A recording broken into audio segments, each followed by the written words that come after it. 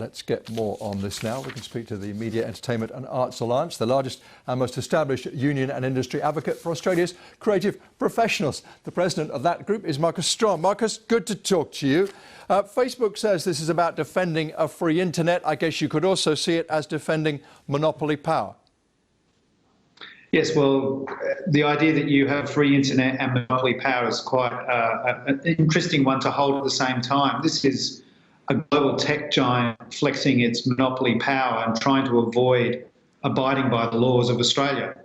And the laws are pretty simple that they're coming in, which will be that media companies that distribute content from technology companies should just pay a little bit back from the advertising revenue that they've been hoovering up over the last 10, 15 years.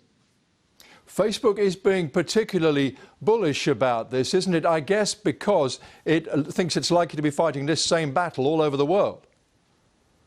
Absolutely. This is not just about Australia. This is about precedent globally.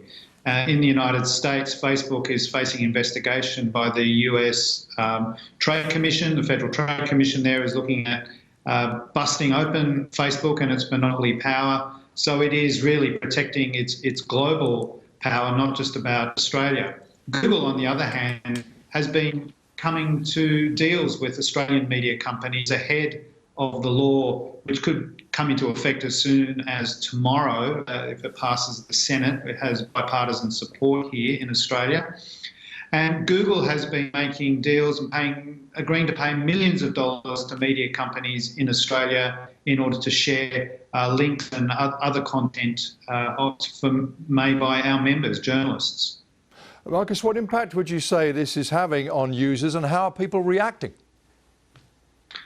Well, I think people are dealing with this in a fairly typical Australian way with a good dose of humour. Maybe there's going to be a MySpace revival, people have been saying. But I think people are looking at a monopoly company flexing power at a very dangerous time. Australia is just about to roll out the COVID vaccine here. And as you know, and as viewers will know, Facebook has been criticised for being a conduit for fake information, conspiracy theories, QAnon ideas and anti-vax theories. And so these will continue to flourish on Facebook, and there won't be the fact-checking counterweight that genuine news will be able to provide on that platform. So it's a very irresponsible act for Facebook to do this right at the time that we need credible news about the vaccine on as many platforms as possible. Marcus, very good to talk to you. Thank you very much. Thank you very much.